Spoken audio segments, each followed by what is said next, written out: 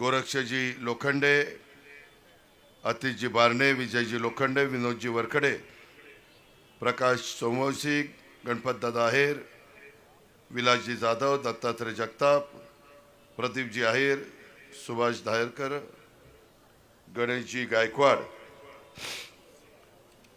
सर्व प्रभाग क्रमांक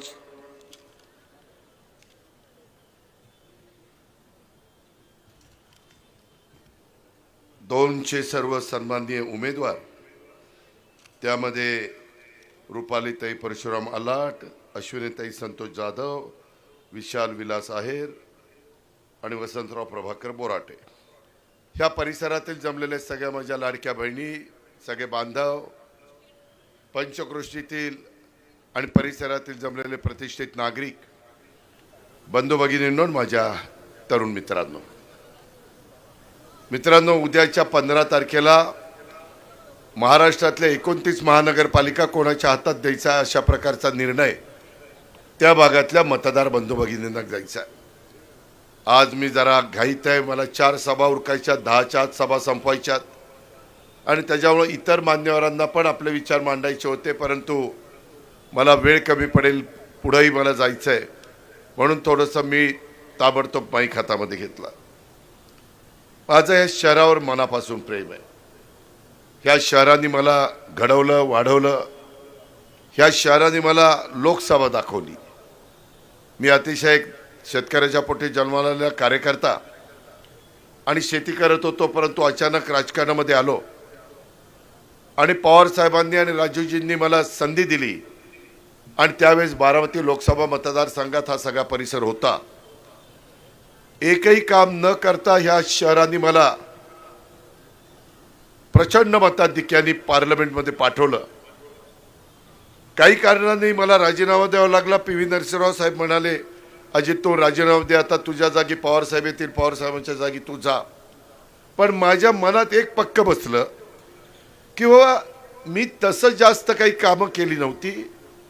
काँग्रेसच्या विचारधारा इथं होती, इथं कार्यकर्ते होते, इथं रामकृष्ण मोरे होते, इथं त्या ठिकाणी वेगवेगळे माझे सहकारी होते आणि त्याच्यामुळं मला तुम्ही निवडून दिल्यावर राजीनामा द्यावा लागला, तरी लोकांनी मला 5 वर्षाच्या करता निवडून दिलं होतं आणि म्हणून मी पक्क ठरवलं की आपण 92च्या महानगरपालिकेच्या निवडणुकीमध्ये भाग घ्यायचा आणि तेव्हापासून मी तिथं भाग घ्यायला सुरुवात केली। लोकांनी पण माझ्यावर विश्वास टाकला। 92, 97, 2002, 2007, 2012 5 वेळेला 25 वर्ष मी जे काही पॅनल द्यायचो त्यांना निवडून देण्याचं काम केलं। पण मी पण ह्या शहराला आशिया खंडातली सगळ्यात श्रीमंत महानगरपालिका म्हणून ओळखली जायची।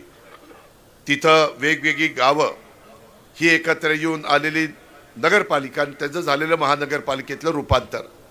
आता या परिसरात आल्यानंतर हे काही उंच उंच इमारती आपल्याला सगळ्यांना पाहायला मिळतात। तो काळ कसा होता, आताचा काळ कसा झाला, परंतु हा होत असताना कुठेही मी 25 वर्षात भ्रष्टाचार होऊन दिला नाही। मी अतिशय अनेकांना अध्यक्ष केलं स्टँडिंग कमिटीचं, अनेकांना महापौर केलं, अनेकांना उपमहापौर केलं, वेगवेगळी पदं दिली, वेगवेगळ्या जाती धर्माला दिली। मी इथं काम करत असताना कधी जातीपातीचा नात्या गोत्याचा विचार केला नाही। सगळा समाज आपला आहे, हा मिनी भारत आहे, ह्याच्यामध्ये जातीय सलोखा राहायला पाहिजे, इथं विकास झाला पाहिजे, इथं तरुण तरुणींना चांगलं शिक्षण मिळालं पाहिजे, रोजगार मिळाला पाहिजे, लोकांना स्वच्छ पाणी मिळालं पाहिजे, ह्या मूलभूत गरजा असतात त्या मिळाव्यात ह्याकरता मी प्रयत्न करत होतो।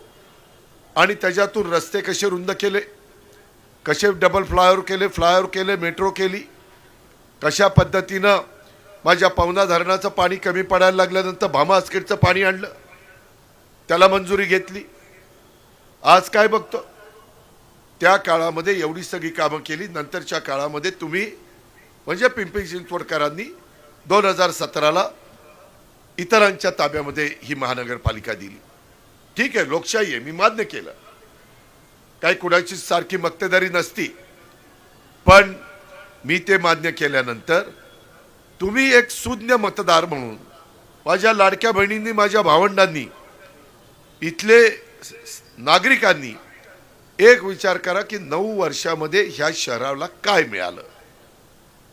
आमच्या काळामध्ये मी एवढी कामं करत करत केंद्राचा पैसा आणायचो, राज्याचा पैसा आणायचो, डीपीडीसीचा पैसा आणायचो, पवारसाहेब केंद्रात असायचे, साहेबांची मदत घ्यायचो, राज्य सरकारमध्ये मी असायचो, तिथून मी काम करायचो, कुठं त्याच्यामध्ये कमी पडलो नाही. स्मशानभूमी असेल, दफनभूमी असेल, रस्ते रुंद असतील, उद्यानं असतील, क्रीडांगण असतील, चांगल्या चांगल्या मोठ्या मोठ्या शिक्षण संस्था आणण्याच्या करता त्यांना तिथं पाचारण केलं. का तर माझ्या भागातली लोक पिंपरी चिंचवडमधून पुण्याला जाऊ नये. आज आता माझी लोक पिंपरी चिंचवडमध्येच खरेदी असेल तरी करतात, शिक्षण करतात, चांगल्या सोयी झाल्यात, शाळा उघडल्यात, त्याच्यामध्ये मॉल झालेले आहेत, वेगवेगळे रेस्टॉरंट झालेत, हॉटेल झालेले आहेत. माझा कामगार, माझा कष्टकरी इथं काम करतोय.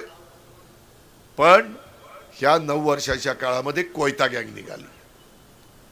ह्या 9 वर्षाच्या काळामध्ये अल्प वयातली मुलं 2 चाकी वाहनं जाळतात, 4 चाकी वाहनाची काचा फोडतात, दहशत निर्माण करतात.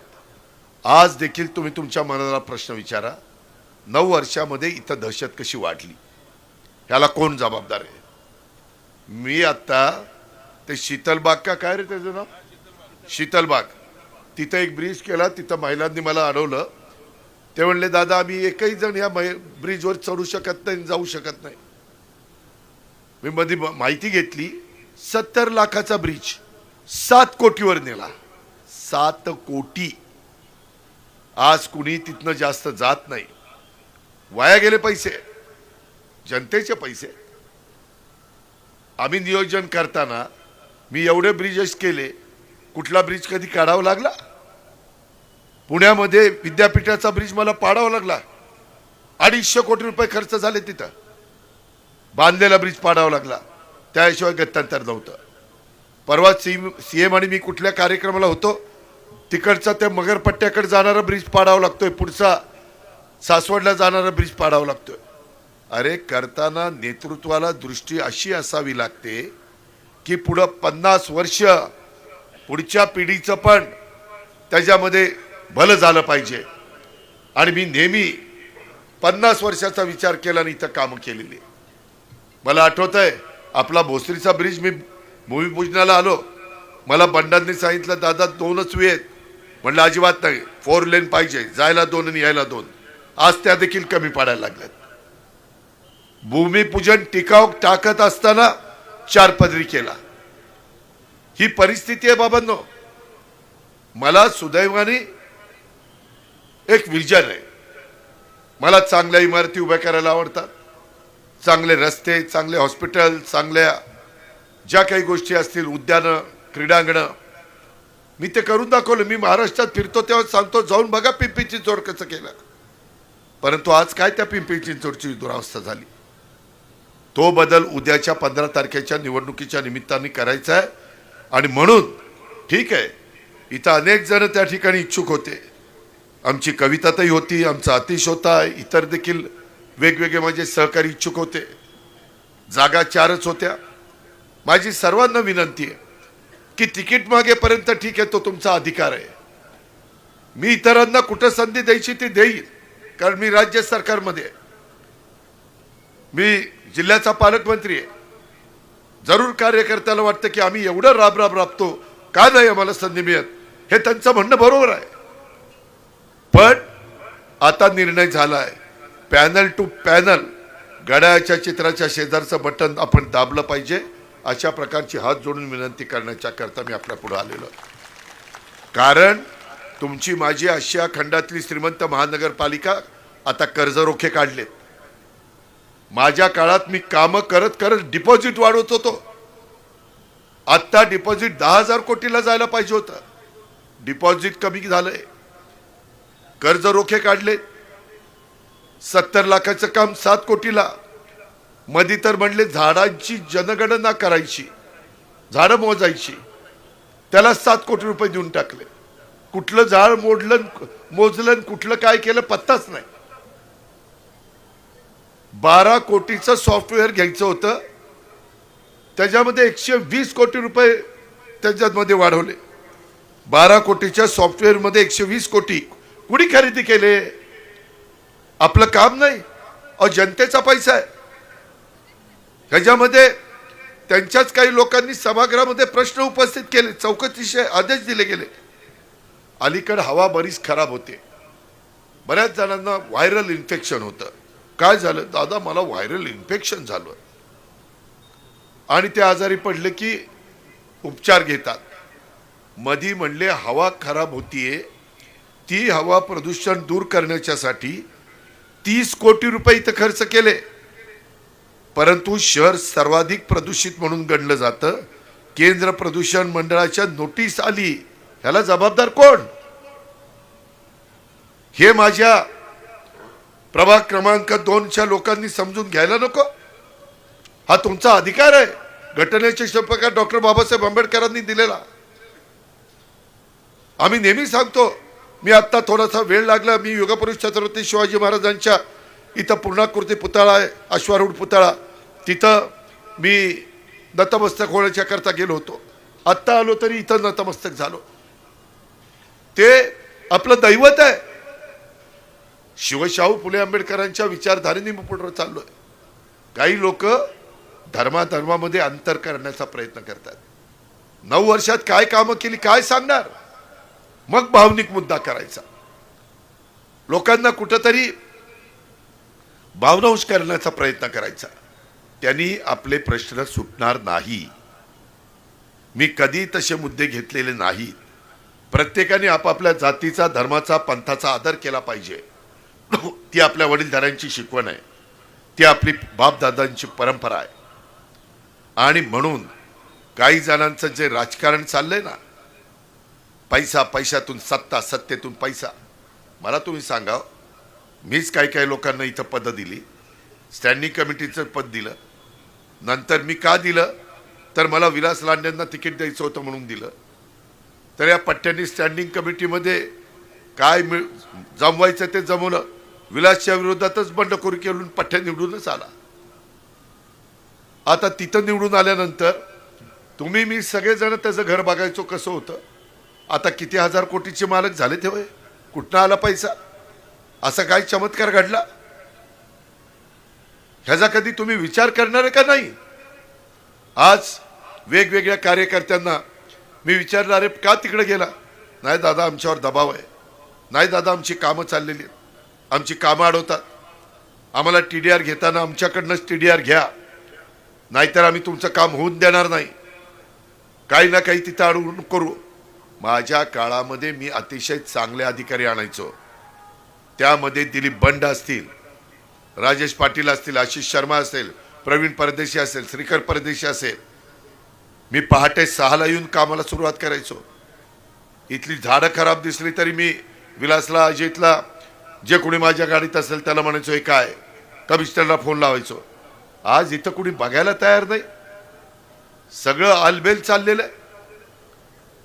आज स्लम, त्याच्यातून वेगवेगळ्या पद्धतीने SRAच्या योजना चालल्या, बोगस झोपड्या दाखवत आहेत. अहो हे पाप हे कुठं फेडणार आहेत? या पद्धतीचा जो कारभार चाललाय, एकही झाडाची गणना न करता 7 कोटी काढायचे, 70 लाखाचा ब्रिज 7 कोटीपर्यंत न्यायचा, रिंग करायची, आपल्याला पाहिजे त्याच कॉन्ट्रॅक्टरला काम मिळालं पाहिजे अशा पद्धतीच्या अटी घालायच्या आणि त्यांना काम द्यायचं आणि त्यांच्याकडून कमिशन त्या ठिकाणी काढायचं. हे जे काही चाललंय हे अक्षरशः धुमाकूळ घालणार आहे. आणि म्हणून माझी आपल्याला सगळ्यांना विनंती आहे की या सगळ्या बाबतीमध्ये श्रीयुत किसन महाराज तापकीर, माजी नगरसेवक, यांना खोट्या गुन्ह्यात अडकून दडपशाहीने त्यांचा मुलगा ॲडव्होकेट कुणाल किसन तापकीर यांना निवडणूक लढू न देण्याचा दम दिला. अरे काय चाललंय? माझ्याकडे पण सत्ता होती ना, 91ला तुम्ही खासदार केलं, केंद्रातली सत्ता होती, राज्यातली होती, जिल्ह्यातली होती, बारामती तालुक्यातली होती, गावची सत्ता, दिल्लीपासून गल्लीपर्यंत त्या ठिकाणी माझी सत्ता होती. मी सत्तेचा माज होऊन दिला नाही, सत्तेची मस्ती होऊन दिली नाही, असं कुणाला भीती दाखवली नाही, खोट्या गुन्ह्यामध्ये अडकवलं नाही. एकही उदाहरण द्या म्हणेल ते ऐकेन. मी कडक बोलत असेल पण मी शब्दाचा पक्का आहे. जे करता येईल तेच सांगेन. कचरा डेपोमध्ये वेस्ट टू एनर्जी मध्ये हुकुमशाही पद्धतीनं स्वतःच्याच मजलीतले ठेकेदार. आम्ही माहिती घेतली 10,000 लोक झाडू साफसफाई करतात दाखवतात. बिल 10,000चं, प्रत्यक्षाला 5-6 हजारच लोक काम करतात. ही असली लुबाडणूक. दरोडे घालण्याचं काम चाललं इथं. सायक्लोन इंद्राणी सुधार नावाखाली फक्त इव्हेंट, जलपर्णी राहिली बाजूला आणि आम्ही इंद्राणी साफ करतोय. अरे जलपर्णी तर आहे तिथंच आहे. या सगळ्या ज्या काही गोष्टी चाललेल्या आहेत ह्याचा कुठंतरी माझ्या जनतेने त्या ठिकाणी विचार केला पाहिजे. अशा प्रकारची माझी आपल्याला सगळ्यांना विनंती आहे. यांचे बंधू कार्तिक महानगरपालिकेमध्ये कार्तिक सर म्हणतात. अरे कशाचा सर कोणाला माहिती. तर ते म्हणले कार्तिक सर का, तर ते आर्थिक सर आहेत. तर काय कपाळ. जिथे विकास तिथे आर्थिक सर तिथं पोचतात आर्थिक रूपात. अरे काय चाललंय. मी का तुम्हाला सांगायला आलोय, पिंपरी चिंचवडकरांनो, ह्यावेळेस मी सांगितलेलं जर तुम्ही ऐकलं नाही, दबावाच्या खाली, दडपशाहीच्या खाली, काही आणखीन कुठल्या प्रेशर खाली पुढची मुलं मुलीच तुम्हाला माफ करणार नाही. वाट लागेल ह्या शहराची, लागलेलीच आहे. परत म्हणतील की आम्हाला आता जनतेनेच पाठिंबा दिलाय. बकासुरासारखे निघतील पुढं. त्याचा विचार करा. माझं तर काही नडत नाही. माझं चांगलं आहे काकाच्या पुण्याईनं. हा, जे खरं आहे ती खरं आहे. पण तुमचं काय होणार. मी तळहाताच्या फोडासारखं हे शहर जपलं, वाढवलं. माझं प्रेम आहे तुमच्या ह्या शहरावर, तुमच्यावर. माझे गावाकडची माणसं, त्यांचं झालेलं शहरात रूपांतर, नवी पिढी स्पर्धेच्या युगामध्ये माझ्या शेतकऱ्यांची टिकली पाहिजे. माझ्या पिंपरी चिंचवडकरांची, भोसरीकरांची, चिंचवडकरांची, माझ्या पिंपरीकरांची का नाही टिकावी. त्यांचा अधिकार नाही आहे. ठराविक लोकांची मक्तेदारी आहे. नाही चालणार. या पद्धतीनं आम्ही काम करू पाहतोय. तुम्ही मला सांगा, मोशी चिखली जाधववाडीतील विकास आराखड्यात फक्त 25% आरक्षण विकसित त्या ठिकाणी केली, गरज नसलेली.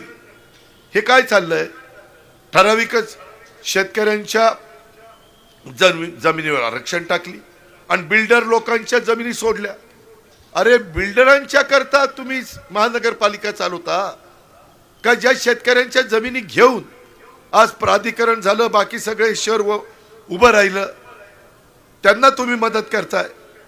तुम्ही ह्या पद्धतीनं जे काही चाललेलं आहे, आज माझ्या गरज नसलेली कामं विकसित करतायत. मोशी चिखली अजूनही विकासाच्या प्रतीक्षेत आहेत. तिथं नको करायला. तुम्हाला माहिती आहे आपलं बजेट 9,600 कोटीचं आहे. पुण्याचं बजेट 8 विधानसभा मतदारसंघ बजेट आहे 12,600 कोटीचं. 3,000चाच फरक. एवढे पैसे आपल्याकडे असताना देखील त्या पैशाचं नीट नियोजन नाही. नको तिथं पैसा खर्च केला, प्रचंड भ्रष्टाचार केला. आणि त्यामुळं आता तर मला काही अधिकारी सांगतात, काही अधिकारी चांगले ते शहर अभियंता ना रे, शहर अभियंता चांगला होता, त्याने स्वेच्छानिवृत्ती घेतली. म्हणलं का रे बाबा एवढं चांगला महानगर. म्हणलं दादा पाया पडतो, तुमचा काळ वेगळा होता. तुम्ही अधिकाऱ्यांना रिस्पेक्ट द्यायचा, आमचा ऐकायचा, त्याच्यातलं जे चांगलं असेल ते त्या ठिकाणी करायला भाग पाडायचा. आता इथं तसलं काही चालत नाही. करसाई आणि 10-12 असे गुंड तिथं उभे असतात. करतोच का नाही अतिजयाला. आणि नाही केली तर मग तुझ्याकडे बघतोच. त्याच्यावर ते म्हणला मला काही नकोच इथं राहिला, राजीनामा घेऊन स्वेच्छानिवृत्ती घेऊन निघून गेला. ही परिस्थिती आपल्या शहराची या लोकांनी करून ठेवलेली आहे. आणि म्हणून माझी तुम्हाला विनंती आहे, मी यावेळेस आजच सकाळी दुपारी 5 वाजता जाहीरनामा जाहीर केलेला आहे. तुम्ही माझ्या विचारांच्या उमेदवारांना निवडून द्या। माझ्या प्रभाग 2 मध्ये आमच्या रुपालीताई आलाट, अश्विनीताई जाधव, विशाल आहेर आणि वसंतराव बोराटे। प्रभाग 3 मध्ये मोशी-डुडुळगाव, चरोली, गंधर्व नगरी अनुराधाताई साळुंके, प्रकाशराव आलाट, पूजाताई तापकीर, लक्ष्मणराव सस्ते यांना आम्ही उमेदवारी दिलेली आहे। ह्यांच्या घड्याळाच्या चित्राच्या शेजारचं बटन दाबा। मी 1 अलार्म 5 काम। मी कुठली कामं करणार आहे त्यामध्ये मी पहिलं काम करणार आहे, तुमच्या माय माऊलींना आणि इथल्या शहराला रोज पिण्याचं पाणी कॉर्पोरेशनचं मिळेल। त्यामध्ये मी सांगितलं, मी कामाचा माणूस, मी एकदा हट्टाला पेटलो की कुणाच्या बाला मी घाबरत नाही। त्या पद्धतीनं नवीन भाग वाढतोय, तिथं आम्ही पाणी देण्याचं काम त्या ठिकाणी करू नळाद्वारे, आणि टँकर माफिया बंद करू। आता ह्यांचेच टँकर माफिया बगल बच्चे, ह्यांनीच वॉल सोडणाऱ्याला सांगायचं तिकडं जरा पाणी सोडू नको आज। ह्यांना आलाच फोन, टँकर पाठवा, की ह्यांचं मीटर चालूच झालं। हे असले धंदे आहेत, ह्या पद्धतीनं चाललंय। अरे मी खरंच बोलतोय, गळ्याच्यान खोटं बोलत नाही। मला काय करायचं खोटं बोलून? तुम्ही मला भरभरून दिलंय। अरे 6 वेळेला राज्याचा उपमुख्यमंत्री कोण होणार नाही, रेकॉर्ड आहे आपलं। ते तुमच्यामुळे झालंय, आणि त्यामुळं माझी तुम्हाला विनंती आहे, मी खोटं तुम्हाला सांगणार नाही। मला तुम्ही सांगा, या ठिकाणी 38 घरं कोणामुळे पडली आहेत? जनतेला माहिती आहे। हे काम माजी महापौर यांच्या आशीर्वादाने झालंय, हेही जनतेला माहिती आहे। त्याच्यामध्ये वास्तू ड्रीम सोसायटी ते लिगसी रिनर सोसायटी 8 ते 10 सोसायटी आहेत, पाणी मुबलक मिळत नाही। या सोसायटीसाठी रोडची व्यवस्था नाही। पहिल्यांदा माझं कामाची पद्धत कशी आहे, जिथं जास्तीत जास्त लोकसंख्या राहते, जास्त लोक राहतात, तिथं पहिल्यांदा पाण्याची व्यवस्था करायची, तिथं रस्त्याची व्यवस्था करायची, कारण नागरिकांना फायदा झाला पाहिजे। ह्यांचं काय, ह्यांचे प्लॉट जिथं असतील तिथं माणसं नका करायला, पण ह्यांच्या इमारती होण्याकरता तिथं रस्ता, तिथं पाईपलाईन पाण्याची, तिथं ड्रेनेजची लाईन, का तर यांच्या असणाऱ्या नफ्यात आणखीन भर पडावी। अरे तुम्ही जनतेच्या करता कामं करता का स्वतःची घरदारं भरण्याच्या करता कामं करता?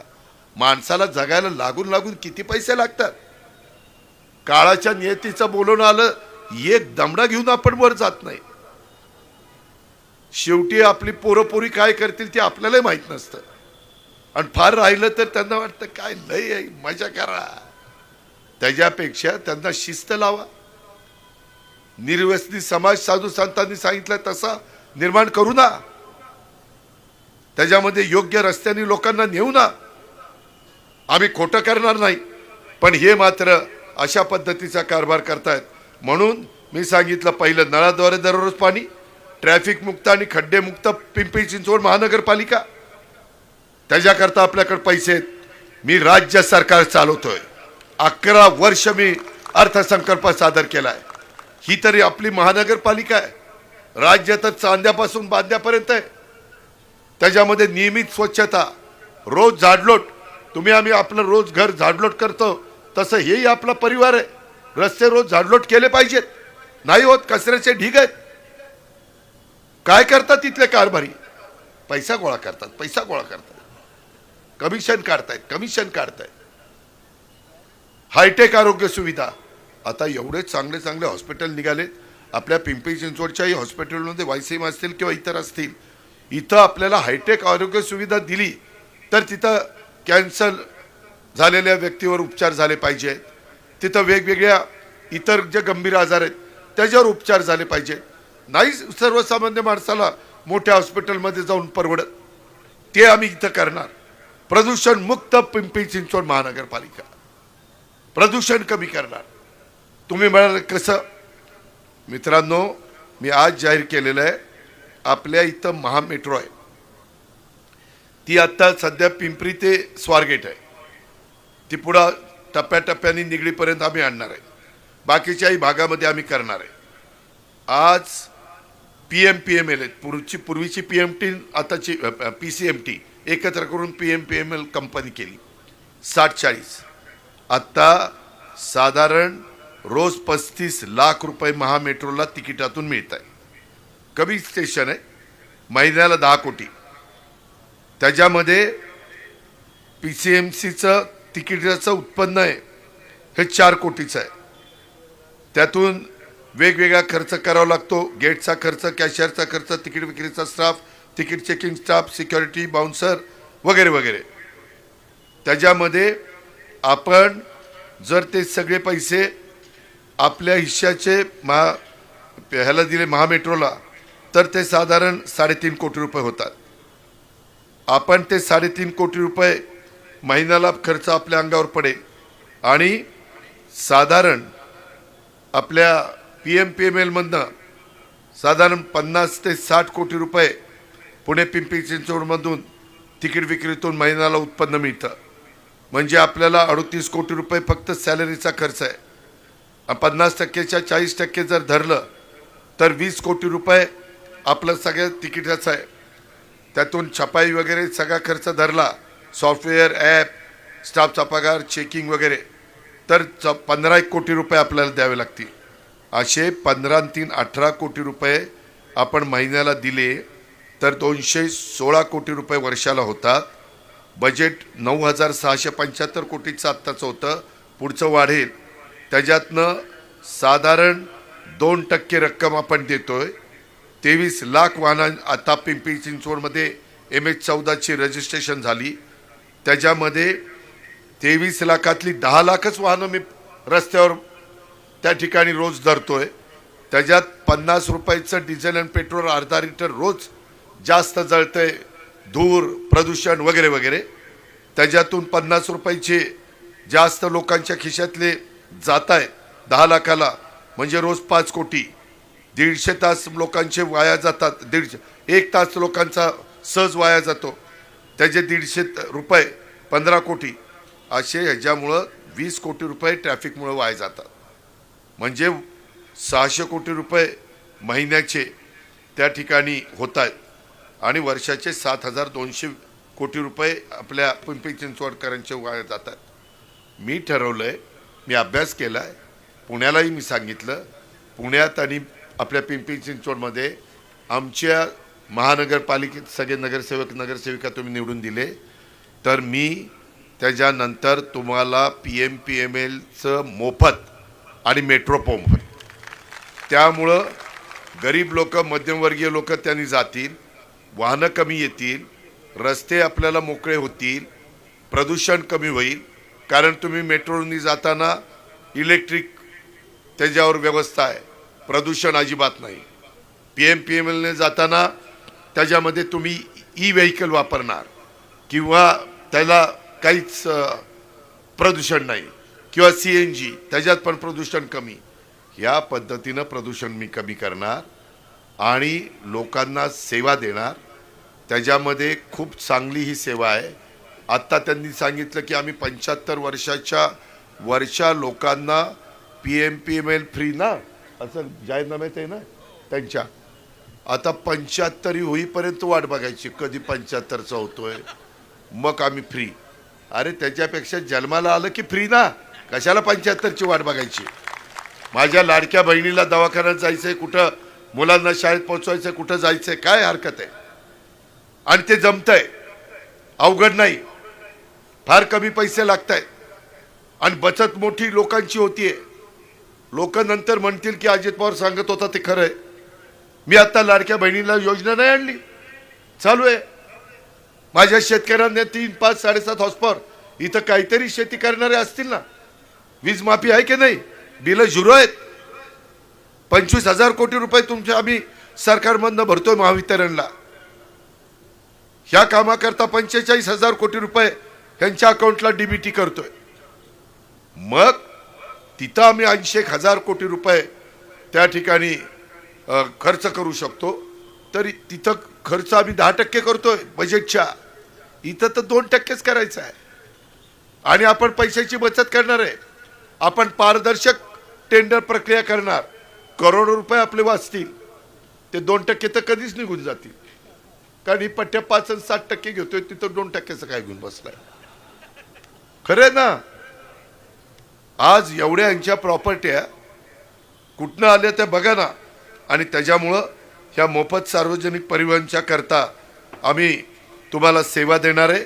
म्हणून माझी आपल्याला सगळ्यांना विनंती आहे की या सगळ्या गोष्टी करायच्या असेल तर आपल्याला इथं राष्ट्रवादी काँग्रेस पक्षाचे बरं आम्ही यावेळेस युती केलेली आहे, घड्याळ आणि तुतारी. काही लोक काय म्हणायचे, दादा आम्ही तुम्हाला मानतो पण साहेबालाही मानतो. मग काय करायचं? याला दादा पंचायत झाली, आता मत द्यायला सोयीचं झालंय. त्या ह्याच्यामध्ये तुतारी असली तर तुतारी आणि तुमचं हे असेल तर घड्याळ. त्यामुळं मताची विभागणी होणार नाही. बऱ्याच जणांना ते बरं वाटतंय आणि त्याच्यातून आपण आपल्या पिंपरी चिंचवड शहराचा सर्वांगीण विकास करणार आहे. मायमाऊलींनो, माझ्या लाडक्या बहिणींनो, आमच्या मुलींनो, माझ्या मातांनो, ही गोष्ट आपण लक्षात ठेवा. आज नदी सुधार प्रकल्प अतिशय चुकीच्या पद्धतीने चाललाय. बघा कसा राडारोडा, जरा शहरात तुम्ही जाऊन बघा. चुकीच्या पद्धतीने डीपी रस्त्यात जे काही त्यांनी केलं डेव्हलपमेंट प्लॅन एकदम चुकीचा. तिथं आपल्याला सुधारणा करावी लागणार आहे.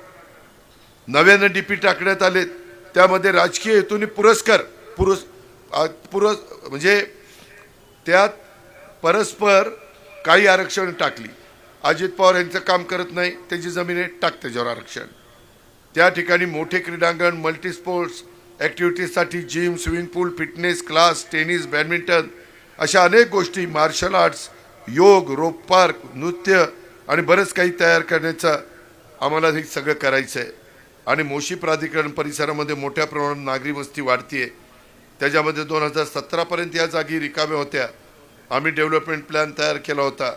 ज्या पद्धतीनं प्लॅन तयार केला होता त्याच्यामध्ये रेडी रेकनरच्या अशा बऱ्याच यांनी त्रुटी ठेवल्या. त्यांना काही विजन नाही, काही नाही, काही पण बोलायचं. काही परवा तर म्हणले मला तर अरे तुरेच म्हणले जाऊ दे, माझं मीठच आळणी आहे, त्याला मी काय करू? कारण आम्हीच तर पुळका आला. पहिल्यांदा विलास म्हणला द्या द्या दादा, माझा भाचा आहे. भाचा का कोण रे? भाचे जावई. बर म्हणलं आता विलासचं ऐकलं पाहिजे, दिलं. म्हणलं विलास एवढं सांगतोय तर पुढं म्हणलं आता ह्याला स्टँडिंग कमिटी चेअरमन करावं. मला काय माहिती, ह्यालाच पाडायला दिगल ती.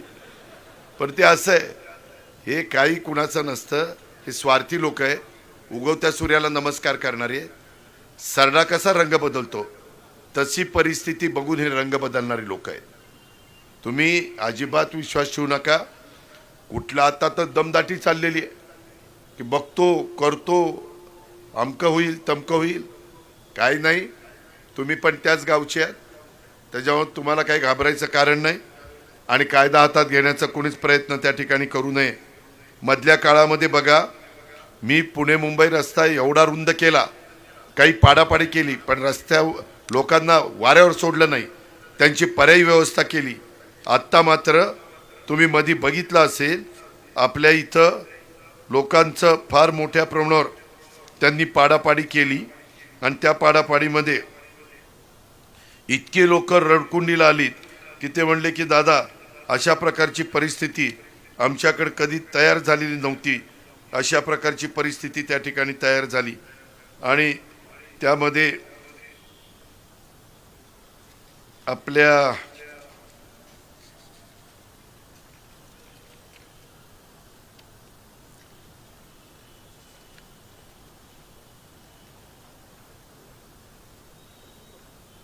वेगवेगळ्या भागामध्ये जे काही आरक्षण टाकलेलं होतं त्याच्यात त्यांना सोयीच्या गोष्टी करण्याचा प्रयत्न ह्या लोकांनी केलेला आहे.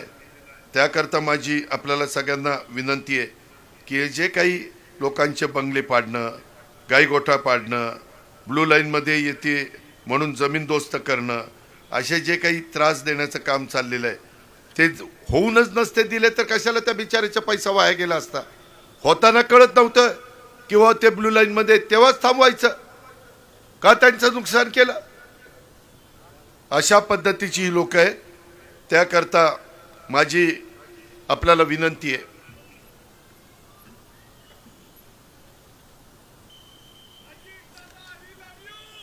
हा, घड्याळाचं बटन दाब, ती लव यू राहू दे बाजूला. घरी जाऊन बायकोला म्हण love you love you love you. बायको म्हणून आज लईच बिघडलाय घडी. मित्रांनो, मी आपल्याला मध्ये काहीतरी इथं मोठ्या मोठ्या लोकांच्या सभा झाल्या. मी ह्या सगळ्या एकंदरीत निवडणुकीच्या निमित्तानं एवढंच सांगतो. आता काही जण म्हणायला लागले, अरे इथं काही झालं तर आपण काय बारामतीला फोन करायचा का? बारामतीला कधी जायचं? 25 वर्षात इथला विकास होताना बारामतीला जावं लागलं नाही. बारामतीचाच माणूस इथं यायचा आणि विकास करायचा. उगीच काहीतरी लोकांना खोटं नाटं सांगू नका. माझ्या तेवढी धमक आहे, तेवढी ताकद आहे. आणि अलीकडच्या काळात टेक्नॉलॉजी खूप पुढे गेलेली आहे. दर आठवड्याला मी पुण्यामध्ये येणारा कार्यकर्ता आहे. त्याच्यामुळं हे आता भावनिक मुद्दे काढायचे चालले की अरे आपला माणूस सोडायचा आणि बाहेरचा माणूस. अरे कोण बाहेरचा आणि कोण आपला? इथं तर मिनी भारत आहे. सगळे लोक गुण्यागोविंदाने राहत आहेत. ह्या पद्धतीनं जे काही चाललंय ह्याला वेळीच आपण आवर घातला पाहिजे. माझी जरी जन्मभूमी बारामती असली तर कर्मभूमी ही पिंपरी चिंचवड आहे. आणि याच पिंपरी चिंचवडनं माझ्या आशिया खंडात ओळख निर्माण केलेली आहे. या ठिकाणची माती आणि या ठिकाणची माणसं दोन्ही मला अतिशय जीवापाड प्रेम करणारी मिळाली. दिवसातून एकदा तरी मला ह्या शहराची आठवण आल्याशिवाय राहत नाही. का तर ह्या शहराचा सर्वांगीण विकास झाला पाहिजे. इथं कुणावर अन्याय होता कामा नये. इथं लोक गोरगरिबांना मदतच झाली पाहिजे.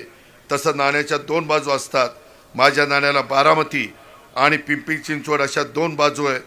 एवढं प्रेम जिव्हाळा आपुलकी या शहराने आजपर्यंत पिंपरी चिंचवडकरांनो मला त्या ठिकाणी दिलेलं आहे. आणि म्हणून मध्ये काही मोठे लोक येऊन शेरशायरी करून गेले. मलाही जरा खुमखुमी आली. हर पंख फैलाने वाला परिंदा उड़ नहीं पाता, कई सपने घमंड और गलत दिशा में ही टूट जाते हैं. हुनर की बातें करने से कुछ नहीं होता, जमाना उसी को पहचानता है जो मैदान में उतर कर साबित करे. हे आपल्याला साबित करायचं आहे. आम्ही मैदानात उतरलोय. तुम्ही आम्हाला आशीर्वाद द्या. माझ्या मायमाऊलींनी मला सहकार्य करा. अजिबात दुसरा विचार त्या ठिकाणी करू नका. मला आपल्याला एवढंच सांगायचं आहे